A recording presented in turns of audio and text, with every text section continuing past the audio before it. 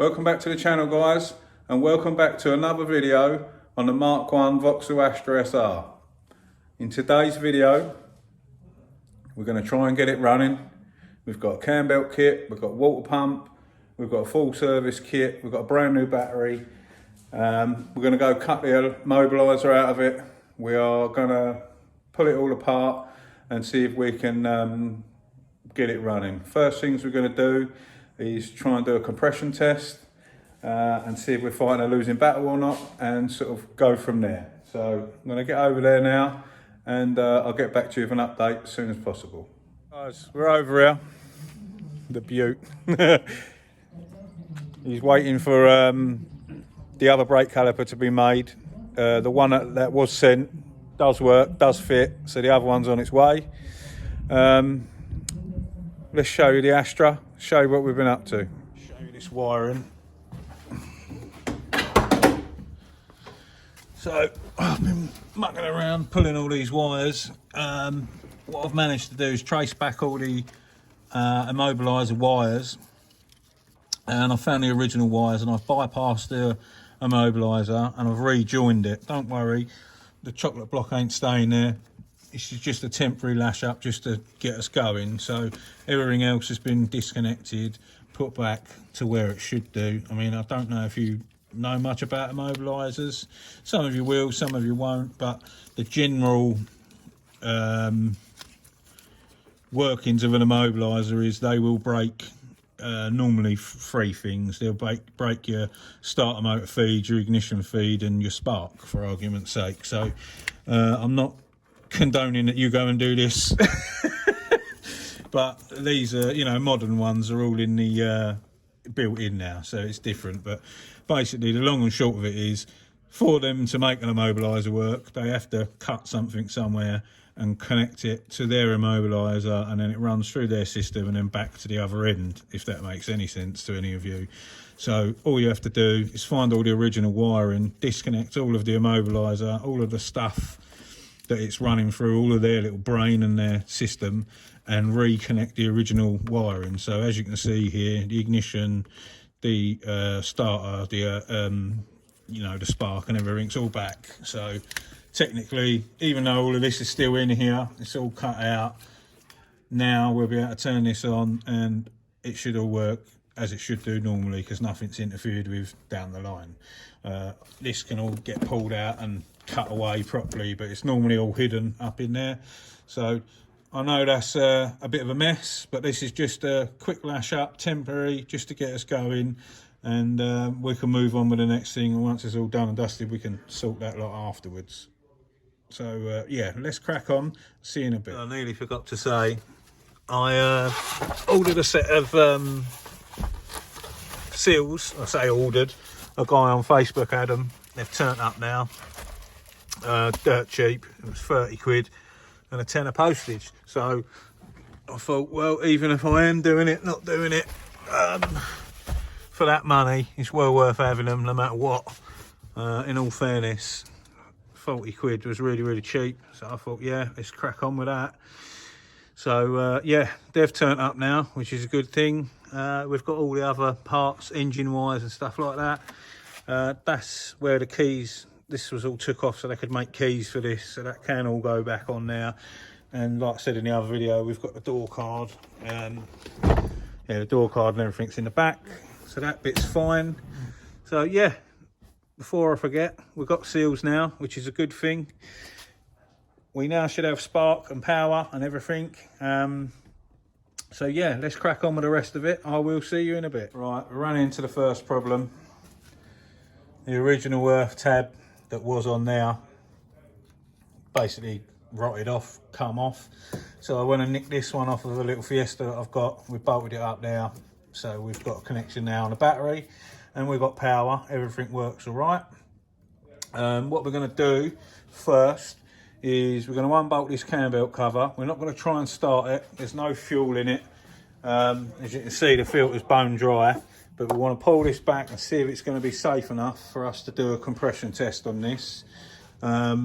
Hopefully that'll be all right, because I don't want to waste hundreds of pounds worth of gear that I've ordered for this. if all the valves are stuck, if we've got problems and things like that. So I'm going to let him take that cover off or peel it back so we can have a little look, and then we'll go from there and check the cam belt out. See you in a sec. All right, there we go, guys. Get you in on the action and then big old bare hands. I'm hoping, fingers crossed, that this cam belt will be good enough for us to do the compression test and stuff. Can you see there? It don't look too bad, to be honest. That looks all right, doesn't it? Yeah. It's not fraying and hanging out, is it? That's enough just to do a test with. Yeah, that's fine. Yeah, I'm happy with that, mate. We'll roll with that. Let's get the old compression tester sorted, and I'll cut back in a bit. Dave, turn her over. Right. Yeah, that do. So we've definitely got problems there. What cylinder's that? Number 1, that one. Number 1. Lazy starter. And the starter's well lazy. Yeah. All right, we'll do the other one. Have a look. It's like the starter motor's shitting itself. Let's go with number 2. It's cylinder 2, isn't it? Yep. Yeah. Go on, mate. Go on, mate. Turn it over. That'll do. All right, it's not looking promising. So we've got no compression on 2, or 1. And we reckoning valve stuck. So it could be something like that. Could be. I mean, we don't really know the history, do we? It could be head gasket. Could be rings grabbed in. The start motor's fighting us as well. We ain't really got much. No, but we would still get movement on Yeah, gauge, yeah. and that gauge works sweet, doesn't it? Yeah. Just going to keep on rolling. There's no point cutting in and out. Go on, we're on number 3. Go on, Dave, hit it. Nothing. Go, that's it.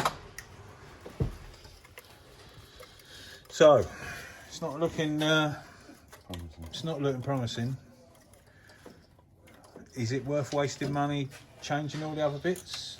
It's not really. To be honest, mate. It's a labour of love, isn't it? Yeah. This is going to end up. It ain't going to just be like a simple thing.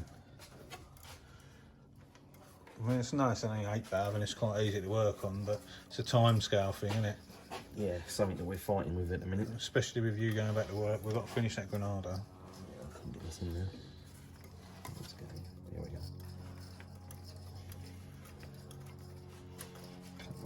Sorry about this, people. I just couldn't see the point of cutting in and out, in and out. I wanted you to see that we was checking all of them. Go on, mate. Go on, mate. Nothing. Same again. Yeah, all right. So what do you reckon the diagnosis is there then? Less valves, you reckon, more than likely? Could be that well. It's hard to tell, isn't it? It's hard to, yeah. You just don't know. To be honest with you, it just needs ripping out and just a complete Oh, good old salt. overall. Yeah, just go in on it. Not good. Right. As you just heard, not the greatest of news that we wanted to hear. So, like he said, like I said, we both don't know. Could be a piston grabbing, could be stuck valves, could be anything. It's been parked for a very, very long time. And in the real world, I haven't got time to do it.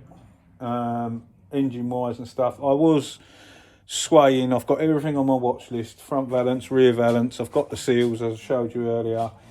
All of the bodywork wise stuff was all riding on if we could get this engine running. I was tempted to do it. I was going to put it in the yard and try and make some time for it. I've been cracking along with my normal bread and butter stuff, getting through everything. The Renault is coming out. I'm just finishing one job now, and then the Renault's coming out next week, and I'm going to plough into the Renault again. And same with my Cosworth. Well, I wanted to do this first. I've only got a limited amount of ramp time for him to sort of do bits for me. He's also busy, and he also has gone back to work now. So the Cosworth's next. We're going to try and get that fitted in as soon as possible. Do the rear main oil seals and everything on that. And then this could have gone in the yard and I could have waited. But now knowing that I've got well, not necessarily me find time because it's not what I do, but I've got to try and get time to do that. I mean, in the real world, head off, have a little investigate, have a look at everything. I think it's just stuck valves. I don't know. It's hard to work out. You can't tell with something that's been sat for this long. It's not a hard job to rebuild these engines. He just said it to me off camera as well. He said it's a piece of piss, was his words, but it's time consuming, parts, this, that, the other, and it's not what I want to get into. The whole point of it was for content for you guys and to make some money. So it's made my mind up now. I think I'm gonna put it on eBay tonight and let someone that really loves these get involved, and it can be their labour of love. For me, it's not my labour of love. I would have loved to have got this running for you guys. Well, as you can see down here, I spent a small fortune.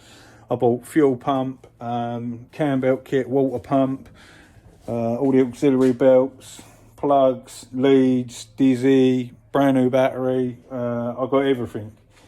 But obviously first point to check was the compression, and it's not panned out how I wanted it to. So I'm a bit gutted, really, and gutted for you guys, but I've got to be straight and honest. It's a time thing, time and money. At the end of the day, I film what I do, but I do it to earn a living. So this would have been lovely. If that was fine and it fired up and we got it running, I would have cracked on with it, done all the welding, painted it and put it up for sale, and it would have been a lovely car. But that's sort of stopped me in my tracks now. It just means for me more time, more money, just to get the mechanicals of it. I mean, if you start that, you're going to want to do it all. You want to rip the box out, clutch, and change everything, do it all right. And this is turning out to be a project for someone that wants this forever and loves it. So unfortunately, sad ending to this video, I'm afraid, guys. This ain't how I planned it. This is you can see that I've gone in, bought all the right bits for it. I'm trying to do it right, but yeah, this ain't how I wanted it to end. But I would say that this is going to be our last video. I'm going to go and take a load of photos of this now, and I'm going to put this on eBay, and it's going to go on there with no reserve to the highest bidder, and sort of go from now, and we'll have to move on to the next one. So yeah, sorry for all you Vauxhall lovers that wanted to see this going. We've tried, and we've come to a screaming halt, and yeah, a bit upsetting, but hey ho, it's a car, it's one of them, it's life. We're going to crack on. We've got loads of other things to be doing, and I know quite a few of you enjoyed it, quite a few of you wanted me to crack on with it and rebuild it, and we nearly got there. But it's just not meant to be. So that's what's happening. As always, I'd like to say a massive thank you, and thanks for watching, and welcome to all the new subscribers.